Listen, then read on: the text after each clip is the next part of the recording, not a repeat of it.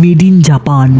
একটা সময়ে গাড়ির দুনিয়ায় এটাই ছিল শেষ কথা, কিন্তু তোমরা জানলে অবাক হবে যে যে দেশ ছিল একটা সময়ে গাড়ির রাজা, তাদের অবস্থাই এখন ভিখারির মতো।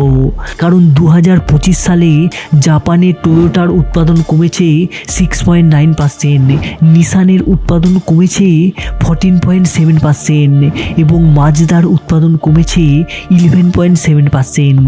আর হন্ডা তো তাদের সিভিক উৎপাদন বন্ধ করে পুরো প্লান্ট আমেরিকায় শিফট করিয়েছে। আর এর কারণ শুনলেই তোমাদেরও মাথা ঘুরে যাবে। আসলে জাপানে তরুণের সংখ্যা কমেছে, ফলে গাড়ি কেনার লোকও কমেছে।